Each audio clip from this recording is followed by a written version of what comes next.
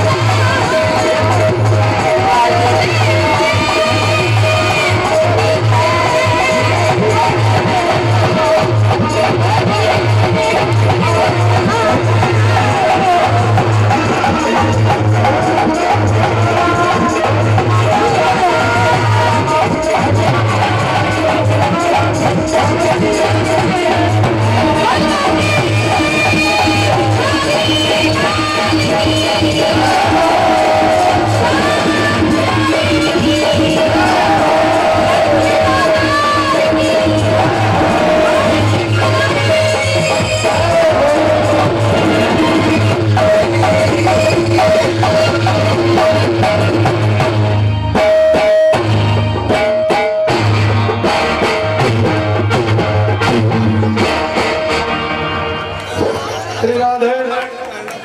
बोलिए वृंदावन बिहारी लाल की।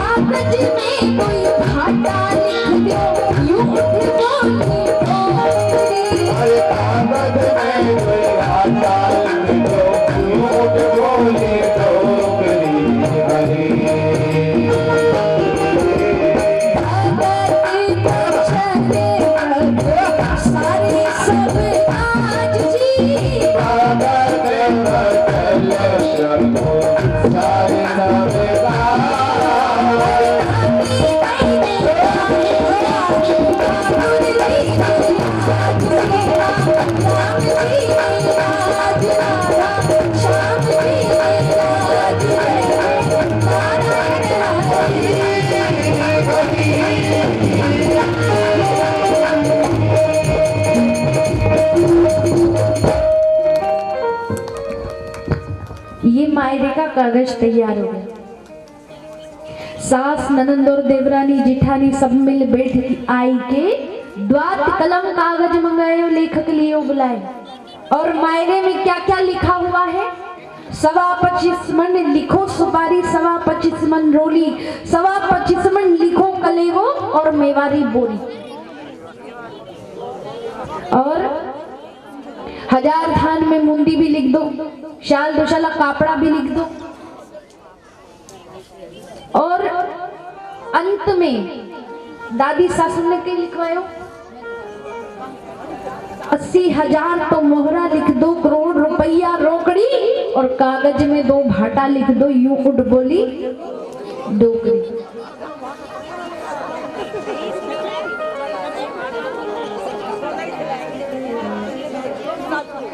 नारायण देवर कहने लगा कि दादी सासू, दादी जी एक बात बताओ, पंडित जी जो है ना, ये आप सुपारी, इतनी सुपारी का क्या करोगे? 25 मन लिखो सुपारी, 25 मन सुपारी का क्या करोगे? पंडित जी तो 2 सुपारी में पूरा ब्याह निपटा देंगे। 2 सुपारी में आप 25 मन सुपारी रो कहीं करो।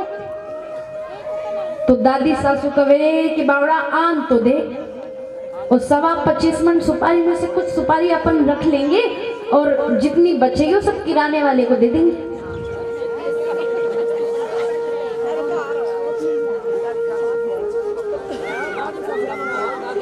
और नारायण देवर कहे कि दादी जी एक बात बताओ, चलो सुपारी वाली बात तो हो गई, लेकिन एक बात बताओ कि ये 25 मन सुपारी तो चलो ठीक है, लेकिन 25 मन रोली का क्या करोगे?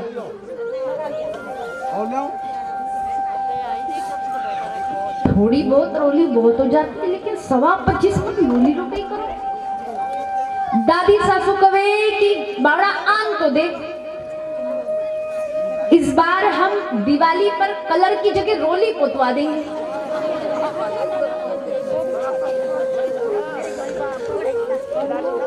हाँ, नारायण देवर तो प्रसन्न होगी।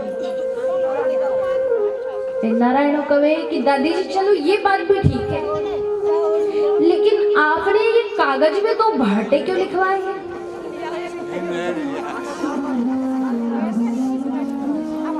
तो दादी जी कहने लगी कि बावड़ा एड़ा वेड़ा भाटा नहीं बोली, मैं सोनेरा भाटा बोली।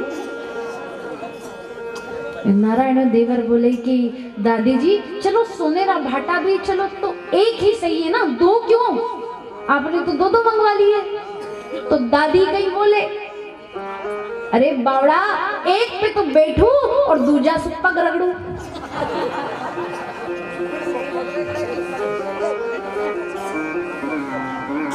नारायण देवर कवे कि दादी जी धन्य हो,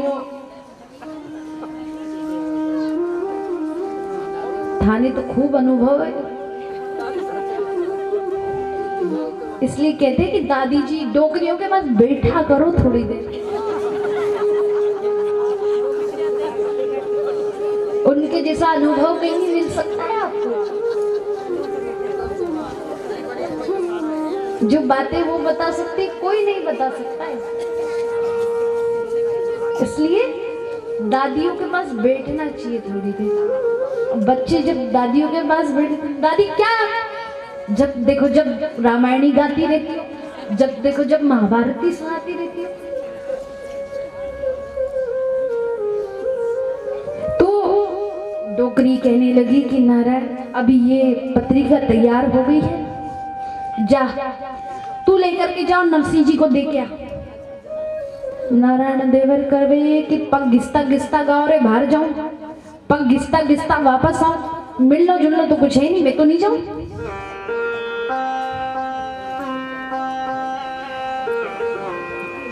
अब कौन जावे, तो गांव माते एक ब्राह्मण था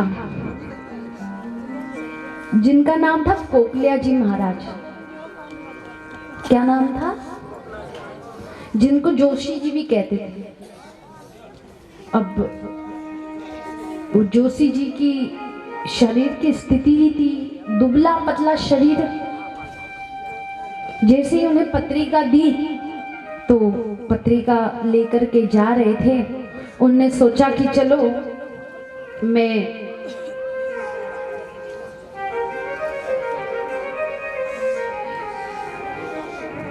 एक बार, इन लोगों ने तो सबने बता दिया कि मायरे में क्या क्या लेकर के आना है।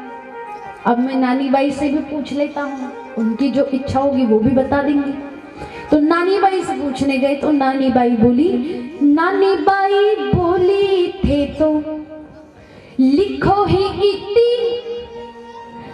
अरे मारी तो ससुरारे घर आई जो ही मती, मारी तो सासू जी ने माहिरारी चाह, अरे माहिरो जुड़े तो लेके आई जो भली भात। नानी बाई बोली कि पिताजी सु कह दीजो कि मारे ससुराल में आई जो ही मत, माहिरा होवे तो आई जो, नहीं तो मत आना। क्योंकि यदि आप ऐसे ही आ गए मायरा लेकर के नहीं आए तो आपकी हंसी होगी यहाँ पर और कुछ नहीं। इसलिए अगर मायरा नहीं हो तो मत आना। ये बात आप मेरे पिताजी से कह दें। अब कोकलिया जी महाराज तो गए, जैसे तैसे कोकलिया जी महाराज धीरे धीरे धीरे जा रहे थे। चलते तो मन नहीं रहा था क्योंकि शरीर की हालत तो ऐसी थी, दुबला पतला शरीर, एक एक हड्डी ऐसी दिख रही थी, एक्सरे की जरूरत ही नहीं। अब चले जा रहे हैं कोकलिया जी महाराज और रास्ते में चलते चलते जोशी जी को नींद आ गई, थक गए, थकान हो गई, तो नींद आ गई। तो एक वृक्ष के नीचे बैठे और बैठते से उन्हें नींद लग गई। अब नींद लग गई तो भगवान ने सोचा कि अब ये यहीं सो जाएगा तो फिर नरसिंह जी तक पत्रिका कैसे पहुंचे। तब भगवान ने क्या किया, बूढ़े लो ब्राह्मण था क्यों सूतो खुटी तान,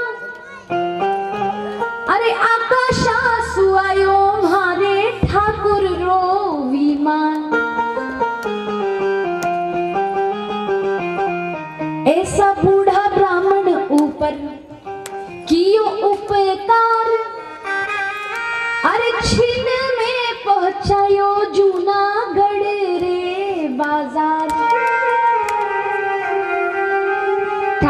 चिंता ही, क्योंकि कोकिला जी महाराज को तो चिंता नहीं थी, वो तो सो गए खूंटी तान के। लेकिन भगवान को चिंता थी कि अगर पत्रिका नरसी तक नहीं पहुंची तो क्या होगा। इसलिए भगवान ने एक विमान भेज दी और कहते कि जो कथा को बड़े भाव से बड़े प्रेम से सुनते हैं उनके लिए भी विमान आता है। अब बताओ कि यहाँ पर जितने भक्त हैं वो सब कथा को बड़े भाव से सुन रहे हैं, है ना, बड़े प्रेम से सुन रहे हैं, बड़े ध्यान से सुन रहे हैं। और ये कथा को सुनते सुनते यहाँ पर बाहर विमानों के ढेर लग जाए तो कौन कौन जाएगा?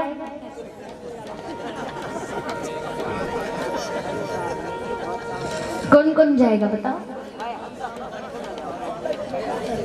और डोकरी मैया तो गिरी, अभी क्यों जाओ? अभी तो मुझे बहुत सारे काम निपटाने हैं।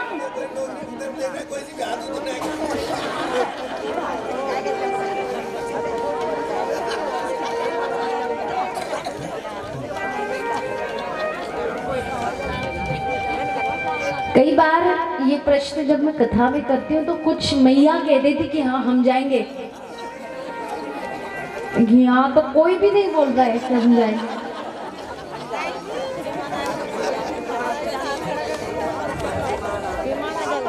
और कई मैयाएं कहती हम तो स्वर्ग में जाएंगे, स्वर्ग में। अच्छा स्वर्ग में है क्या?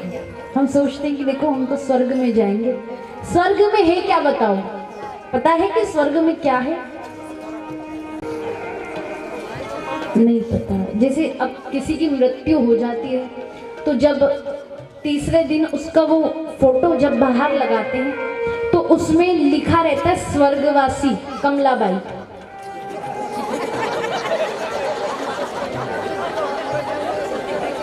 है ना, शुरू में ही लिखते थे स्वर्गवासी। अब आपको क्या पता कि स्वर्ग में गए कि नरक में गए? पहले ही लिख देते स्वर्गवासी। तो सबको ये पता है कि हम स्वर्ग में जाएंगे। तो स्वर्ग में है क्या?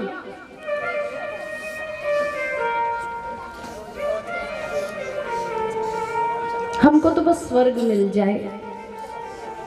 लेकिन देखिए स्वर्ग में क्या है कि इंद्र आदि देवता वहां पर रहते हैं, है ना।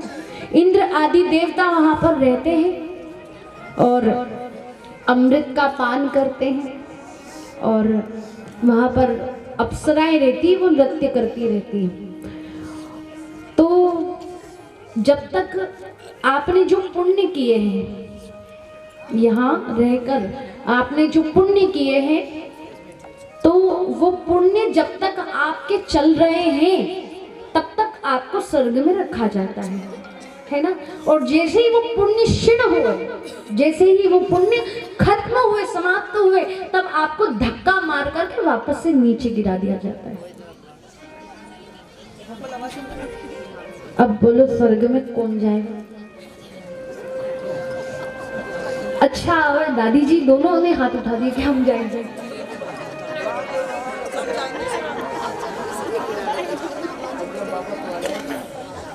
हाँ, कई तो ये सोच रहे कि चलो स्वर्ग भी चलते, वापस आने की चांस तो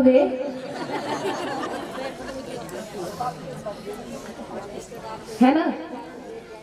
तभी तो हमारी ये दादियों ने हाथ उठा लिए कि हम जाएंगे। लेकिन पुनरपि जननम पुनरपि मरणम पुनरपि जननी जठरे शयनम, बार बार जन्म लेना, बार बार मातृगर्भ में आना, बार बार जाना, ये बार बार ये चक्कर जो है आना जाना, इसको खत्म ही कर दो ना। क्यों बार बार आ रहे हो, क्यों बार बार जा रहे हो? वहां जाओगे स्वर्ग में तो बस अमृत का पान कराया जाएगा और फिर आपको वापस से नीचे भेज दिया जाएगा, है ना। और अगर यहाँ रहे तो यहाँ तो सबको जाना है एक ना एक दिन, यहाँ पर तो कोई भी नहीं रहा है। एक ना एक दिन सबको जाना है, सबको मरना है।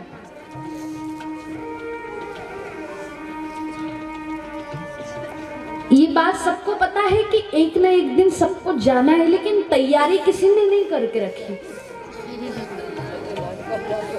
अच्छा एक बात बताओ, जब छुट्टियां पड़ती है बच्चों के स्कूल की, तो हमारी माता बहनें कितनी जल्दी बोलती है बच्चों से, चलो चलो मामा क्या चलेंगे।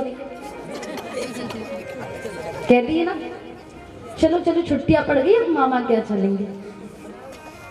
तो मामा के यहाँ जाने के लिए कितनी सारी तैयारी कर लेती, बॉटलें रख लेती, पानी की भोजन रख लेती टिफिन भर के, हाँ, और कुछ कपड़े भी रख लेती हैं, है ना, कितनी सारी तैयारी। लेकिन किसी ने वहां जाने की तैयारी करी है क्या?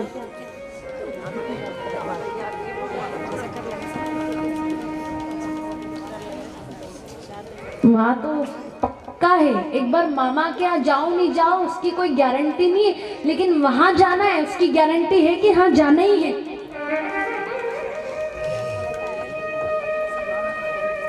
तो किन किन भक्तों ने तैयारी करके रखी वहां जाने की?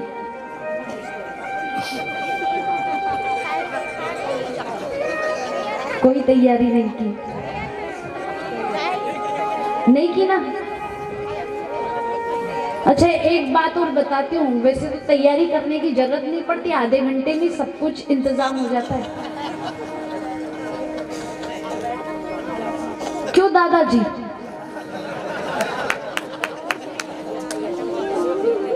हो जाता है ना, लकड़ियां भी इकट्ठा हो जाती हैं, कंडे भी आ जाते हैं।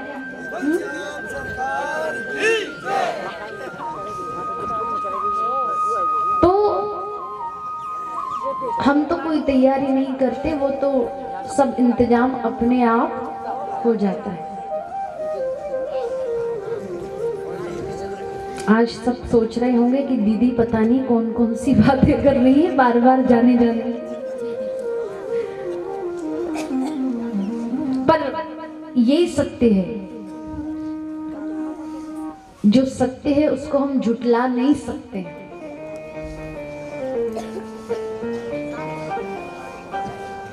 तो तैयारी में रहना, याद रखना कि हमको एक ना एक दिन जाना ही है, और स्वर्ग जाना है नर्क जाना है ये तो हमारे कर्म तय करेंगे,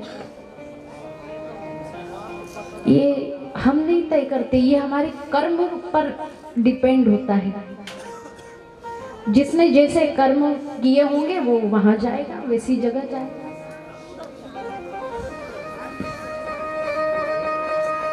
कर्म अच्छे होंगे तो स्वर्ग नहीं वैकुंठ धाम जाओगे, और वैकुंठ धाम में भगवान नारायण है, उनके चरणों की सेवा मिल जाएगी अगर कर्म अच्छे होंगे। और यदि कर्म बुरे होंगे तो बस वैतरणी में जाना पड़ेगा, और क्या।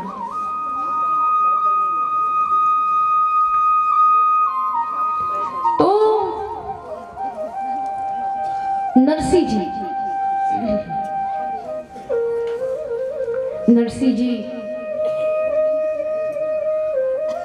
जूनागढ़ में नरसिंह जी रहते हैं। अब जोशी जी भगवान ने कृपा की, क्या कृपा की? बूढ़लो भी ब्राह्मण था क्यों, सुतो कुटी तान, अरे आकाशा सुयो मारे ठाकुर रोवी मां। ऐसा बूढ़ा ब्राह्मण ऊपर कियो उपकार, अरे छीन में पहुंचायो जूनागढ़ रे बाजार। जूनागढ़ बाजार में पहुंचा दिया, और जैसे ही जोशी जी की नींद खुली, और जैसे ही नींद खुली तो जोशी जी उठ खड़े हुए और कहने लगे कि अरे मैं ये कहाँ आ गया। जब किसी से पूछा कि भैया ये कौन सी जगह, कौन सा स्थान है, तो जोशी जी को बताया भैया ये जूनागढ़ है। जोशी जी जूनागढ़ पहुंच गया, सूता सूता ही पहुंच गया। अरे वाह, चलो अच्छी बात है। अब जोशी जी पूछने लगे कि बताओ नरसिंह मेहता का घर कहाँ है? ये नरसिंह जी कहाँ रहते हैं? तब बताया कि सुनो भैया, यहाँ से सीधे जाना, लेफ्ट में मुड़ना, फिर राइट में मुड़ना, फिर लेफ्ट में मुड़ना, फिर राइट में मुड़ना, फिर लेफ्ट में मुड़ना, फिर राइट में मुड़ना, फिर यहीं आ जाना।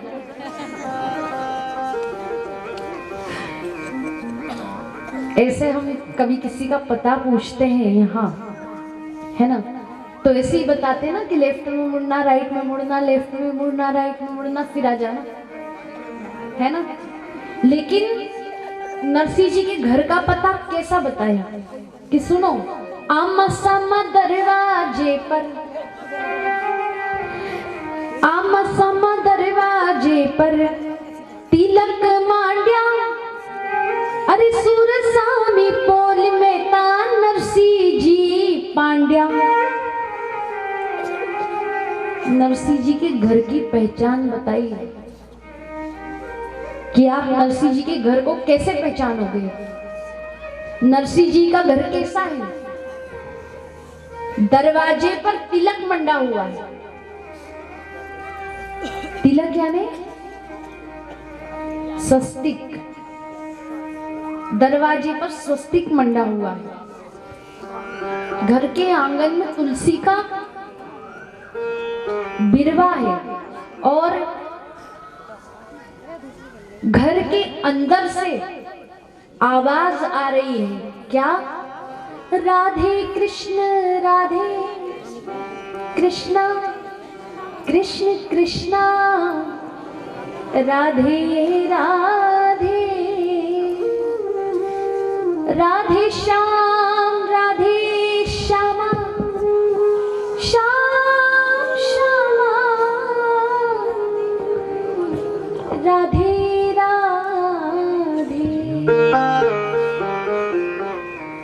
कीर्तन की आवाज आ रही है। ये नरसिंह जी के घर की पहचान है। हमारे घर की पहचान क्या है? हमारे घर की पहचान देखो मैं बताती हूँ। गेट पर ही लिखा है कुत्तों से सावधान। और दूसरी बात ये लिखी कि सेल्समैन अंदर ना आ पावे, है ना। ये हमारे घर की पहचान है। नरसिंह जी के घर की पहचान क्या है? आमा सामा दरवाजे पर तिलक मांड्या, सूरज सामी पोल मेहता नरसिंह जी पांड्या। अब क्यों नरसिंह जी के दरवाजे पर तिलक स्वस्तिक मंडा हुआ है? क्यों आंगन में तुलसी का बिरवा है? क्यों अंदर से कीर्तन की आवाज आ रही है? क्यों? ऐसा क्यों? एक बार हनुमान जी सीता मैया के पास जा रहे थे, तो सीता मैया के पास जा रहे थे तो रास्ते में हनुमान जी थोड़ा थक गए। तो हनुमान जी ने सोचा कि कहीं विश्राम किया जाए। तो विश्राम के लिए हनुमान जी किसके यहाँ पर रुके थे? विभीषण के घर। क्यों? विभीषण के यहाँ पर क्यों रुके हनुमान जी? क्योंकि विभीषण के यहाँ पर राम नाम की आवाज आ रही थी।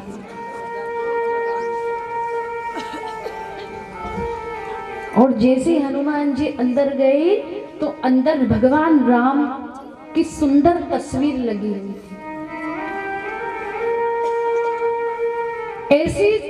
ऐसी तस्वीर लगी हुई थी, ऐसी तस्वीर लगी हुई थी कि छवि देख ले तो चांद दम तोड़ डाले और कवि देख ले तो बस कलम तोड़ डाले। ऐसी तस्वीर भगवान राम की लगी हुई थी। तो हनुमान जी विभीषण जी के यहाँ पर रुके। अब सोचो हमारे घर की पहचान क्या है कि हमारे घर पे फोटो तो अपना ही लगा रहता है ना। हम हमारा खुद का ही फोटो लगा देते हैं। कोई हाथ यूं करे ओढ़ा तो कोई हाथ यूं करे ओढ़ा लगाते हैं ना। लेकिन हमें अपनी फोटो लगाने की जरूरत नहीं है। हमारे मरने के बाद हमारा टाबरिया सब बोला अपने फोटो लगा देवे। हमारे मरने के बाद हमारा छोरा छारी हमारी फोटो आराम से लगा देवे। अभी लगाने की जरूरत नहीं है, अभी तो भगवान की फोटो लगाओ। और अपने जो पोता पोती हैं, बच्चे हैं, उनके नाम भी हम कैसे रख देते हैं, चिंटू पिंकू, ऐसे ही कुछ नाम रखते हैं ना जिनका कोई अर्थ नहीं होता।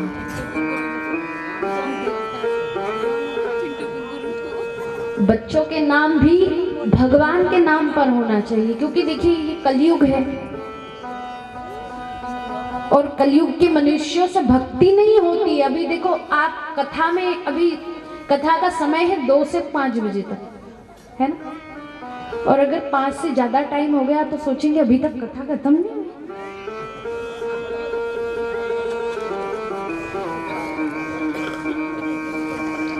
कलयुग के मनुष्य के पास ज्यादा समय नहीं है, इसलिए नरसिंह जी के पास में जोशी जी गए। जब घर की पहचान बताई, आमा सामा दरवाजे पर तिलक मांड्यो, सूरज सामी पोल मेटा, नरसिंह जी पंडित गए और जोशी जी पहुंचे। पांड्या जी तो जाए पोली, माई ने धस्या, अरे बिठुड़ा साधुड़ा हड़े हड़े हस्या। अब जैसे जोशी जी नरसिंह जी के घर की ओर पहुंचे तो नरसिंह जी ने कहा कि देखो हमारे यहाँ पर कोई मेहमान आए ना तो थोड़ा हंस के स्वागत किया करो, मुस्कुरा करके स्वागत किया करो। अब क्या हुआ कि जोशी जी जैसे ही वहां पहुंचे तो क्या हुआ, आखड़ गई हो जोशी जी, अलूझ गई धूत, आखड़ गई हो जोशी जी, अलूझ गई धूत, अरे साधुड़ा जाने छे पांड्यो करे छे दंडो। साधु सब जितने साधु थे वो साधुड़ा कहने लगे कि नरसिंह जी आज तो पक्को भक्त ही गयो, नरसिंह जी आज तो पक्को भक्त ही गयो, कि कोई आवे तो राम राम करे, कोई आवे तो जय श्री कृष्ण करे, और ये तो इतो पक्को भक्त है, इतो पक्को भक्त है कि सीधे दंडोत ही करे। उस समय क्या हुआ कि जब जोशी जी नरसिंह जी के यहाँ पर आए जल्दी जल्दी जल्दी जल्दी, तो उनकी धोती में उनका पैर फंस गया, और धोती में पैर फंस गया तो जोशी जी धड़ाम से गिरे। तो सब साधु हंसने लगे और कहने लगे आज तो पक्का भक्त आ गया, आज तो ये पक्का भक्त दंडोत ही करे, सीधे दंडवती प्रणाम कर रहा है, राम राम भी नहीं, जय श्री कृष्णा भी नहीं, सीधे प्रणाम ही कर रहा है। तब सब साधु हंसने लगे। पाछो फिर कर नरसिंह बोलियो, क्या ने चाड़ो भार। नरसिंह जी ने कहा कि महाराज जी आप कहां से आए हो। तो जोशी जी कहने लगे अरे कुमकुम पत्री लाया हूं छू नगर अंजार, मैं कुमकुम पत्री लेकर के आया हूं अंजार नगर से, श्रीरंग जी के यहाँ से पत्रिका लेकर के आया हूं। जब ये सुना तो नरसिंह जी तो बड़े प्रसन्न हो गए कि हमारे ब्याई जी ने हमारी याद आई गई, बड़े प्रसन्न हो गए। अब सब बात हो गई। अब जोशी जी को बड़ी जोरदार भूख लगी, इतनी दूर से चल करके आए, 1 रुपया भी खर्च नहीं करा, सोचा कि नरसिंह जी के यहीं जाकर के भोजन करेंगे। तो जोशी जी को बड़ी भूख लगी। तब जोशी जी ने कहा बूढ़ लो भी रामन बोलियो, कुमकुम पत्री लियो, अरे रसोई कराला माने आटो सी दो दियो। नरसिंह जी करे अरे एक काम करो जोशी जी, मारे कने तो एक ही चीज है कहीं। अरे दे बाणे ले बाणे जोशी राम जी को नाम जी, बाणे ले बाणे जोशी राम जी को नाम, दे बाणे ले बाणे जोशी राम जी को नाम जी, बाणे ले बाणे जोशी राम जी को नाम। तुलसी की माला ले लो सेवा साल की राम राम जी, माला रे लो शिवा साल राम।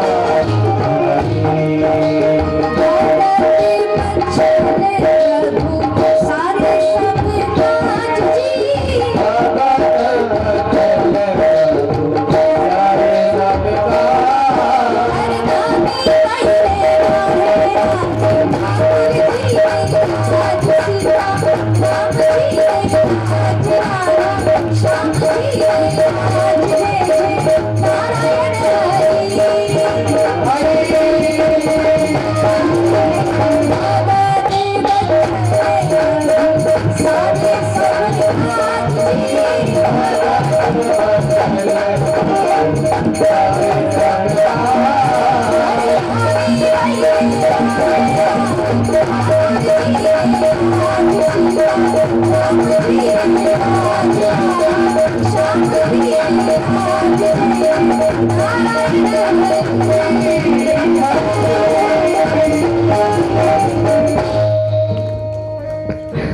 मारे कने तो देवाने लेवाने ने लिए सिर्फ राम जी का नाम है। तुलसी जी की माला लो और शालिग्राम जी की सेवा करो। अब थाने तो भूख लगी है, एक काम करो जोशी जी, नरसी जी अंदर से एक तुम्बा लेकर के आए। तुम्बा माने, तुम्बा माने हाँ कमंडल। अब वो कमंडल लेकर के आए और जोशी जी के हाथ में धर दिया। अब जैसे जोशी जी ने अंदर हाथ डाला कि कुछ ना कुछ तो खाने के लिए दिया होगा, तो जैसे ही हाथ डाल करके देखा तो जोशी जी ने कहा कि नरसी जी ये कहीं है। नरसी जी कहे कि जोशी जी ये तुम्बा ले और गांव में जाओ और खाने के लिए मांग के लाओ, थे भी खाओ और मने भी खिलाओ। आप भी खाओ और मुझे भी खिला दो। जोशी जी कहे कि हो गयो काम, अब तो राम राम ही है। मैंने तो सोची थी कि नरसी जी की बड़ी हवेली है, वहीं पर 4-5 दिन आराम से रहूंगा, भोजन करूंगा और खूंटी तान के, पर यहाँ तो सब उल्टे ही हो गया। अब रसोई का नाम आया तो नरसी जी ने तो तुम्बा पकड़ा दिया कि जाओ लेके आओ, खुद भी खाओ और मुझे भी खिलाओ। अब देखिए एक बार एक गांव में एक धनी लुगाई रेवता, ध्यान से सुन जाओ। धनी माने है क्या? भगवान। धनी माने, धनी माने पति और लुगाई माने पत्नी। तो एक गांव में एक धनी लुगाई रहता। अब एक बार धनी रो एक पुरानो दोस्त आई गयो।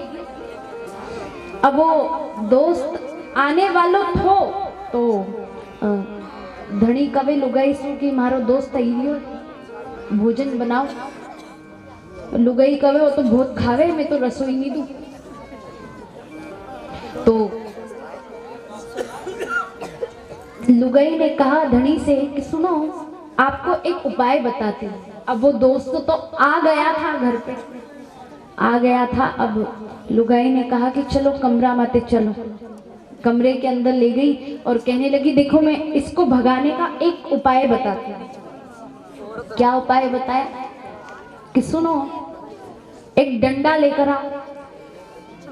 और डंडा लेकर के आए अधनी, और लुगाई ने कहा एक काम करो, डंडे से गद्दे पे जोर जोर से मारो, ये गद्दे पे जोर जोर से मारो तो मैं चिल्लाऊं, मारे रे पीटे रे, मारे रे पीटे रे, मारे रे। अब वो जब ये झगड़ा होता जब सुने तो ऐसे कि ऐसी चला जाए कि चलो पति पत्नी में झगड़ा हो रहा है तो अपन तो यहाँ से निकल जाओ। तो ऐसे ही किया गया।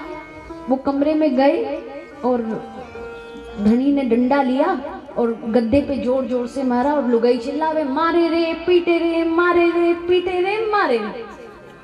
अब धनी लुगाई सोचेगी चलो देखो तो सही गया होगा।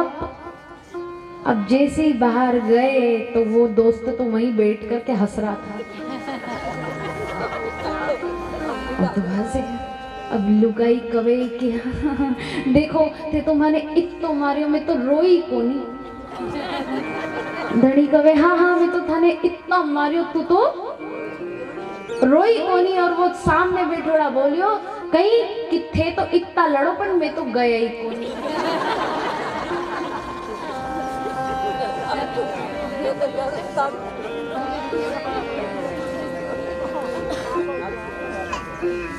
कई पत्नियां ऐसी होती हैं जो अपने पति का साथ देती हर कार्य में।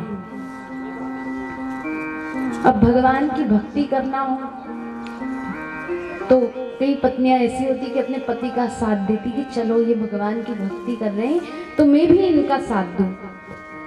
और कुछ पत्नियां ऐसी होती है कि जब पति देव भगवान का ध्यान कर रहे हैं या भजन कर रहे हैं, भगवत भक्त हैं, तो पत्नियां थोड़ा सा दूर हो जाती है, रूठ जाती है, उनका साथ नहीं देती है। एक पत्नी, एक व्यक्ति था जो कि बड़ा धार्मिक था। अब वो हर पल यही सोचता कि मेरे घर में यदि संत आ जाए तो मेरा उद्धार हो जाए।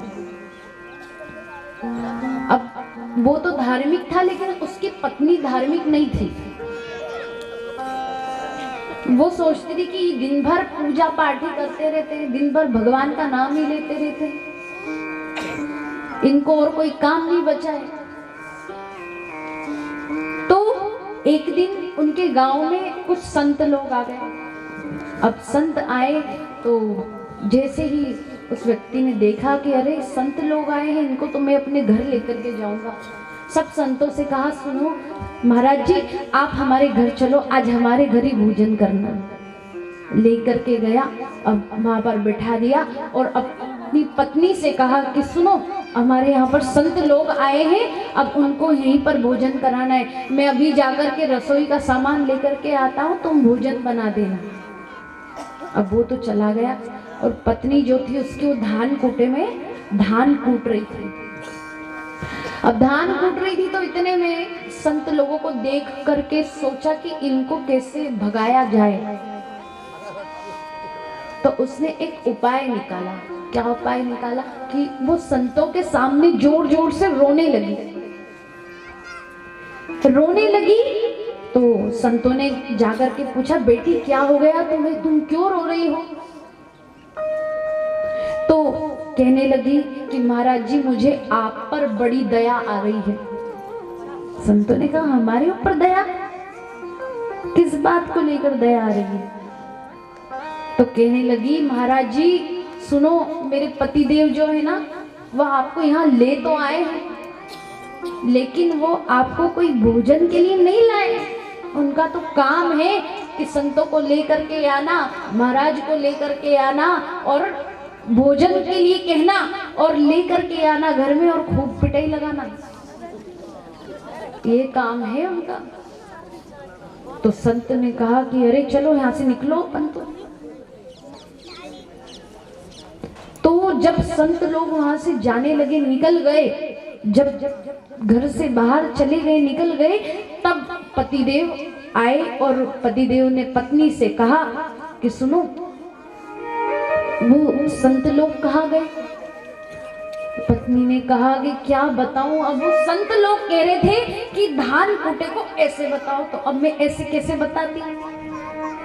तो पति ने कहा कि सुनो, अगर संतों ने ऐसा कहा था तो उनकी बात को तुम्हें मान लेना था। अगर वो ऐसा कह रहे थे कि धान कूटे को ऐसे बताओ तो ऐसे बता देती, लाओ मैं बता के आता हूँ। अब धान कूटे को लिया और वो पति देव तो उसके दौड़े संतों के पीछे और ऐसे करके दौड़ रहे थे। तो संतों ने कहा, अरे इसकी पत्नी ने सही कहा था, चलो भागो, ये आ रहा है अपने पीछे। तो कहीं कहीं जगह पत्नी बड़ी अच्छी होती है, अपने पति देव का साथ देती है हर कार्य में, चाहे वो सांसारिक कार्य हो, चाहे वो भगवत मिलन की चाह का कार्य हो। तो इधर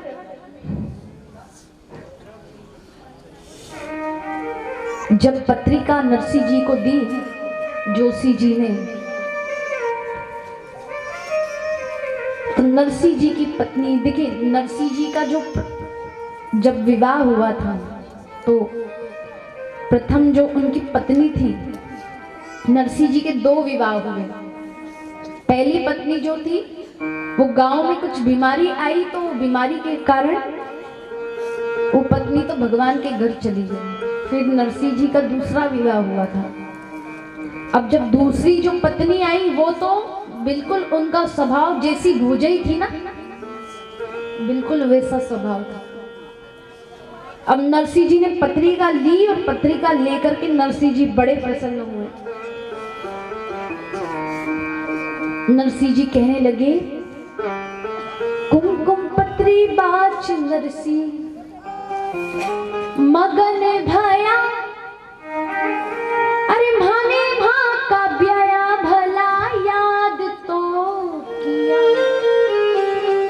चलो हमारे ब्याई जी ने हमारी याद तो आई।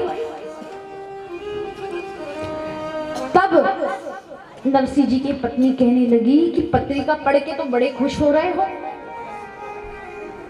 अरे तुम्हारे घर में सुबोली मेता नरसिंह जी री नार, अरे कुमकुम पत्री झेलन मोड़ियो हो गयो तैयार।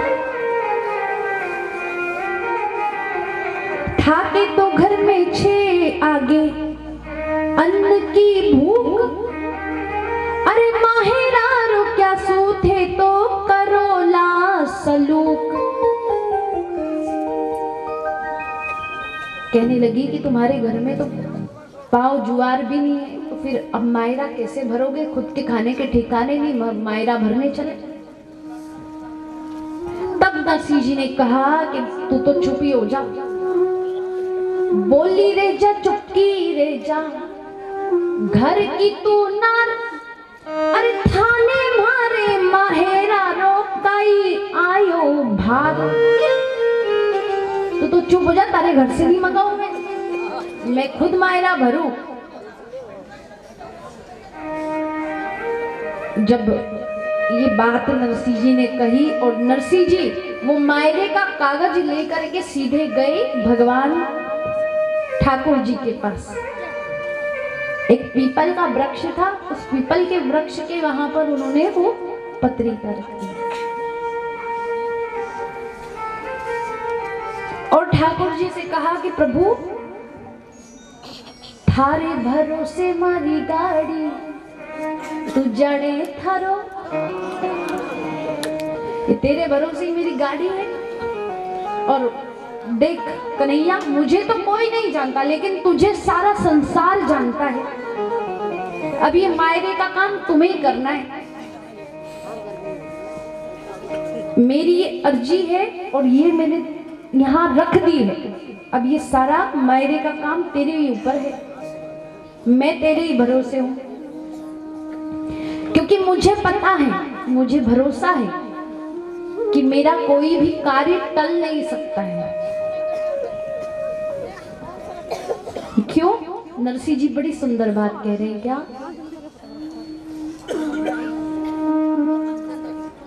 मेरी बात बन रही है,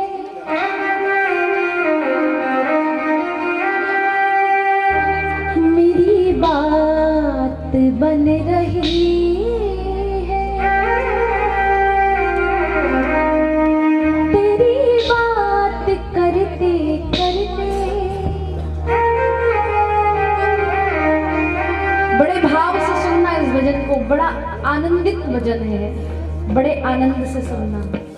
मेरी बात बन रही है, मेरी बात बन रही है, तेरी बात करते करते, तेरी बात करते करते, मेरी बात बन रही है, मेरी बात बन रही है, तेरी बात करते करते, ओ तेरी बात करते करते।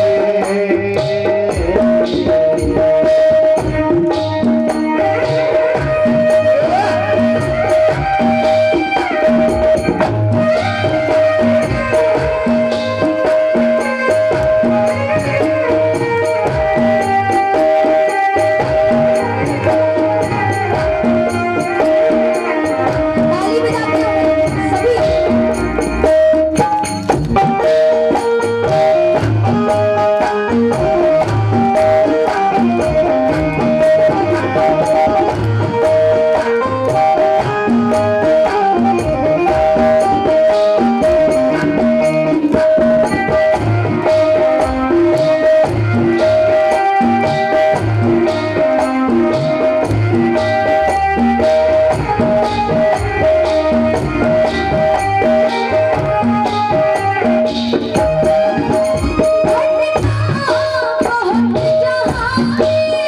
भटका बहुत जहाँ में,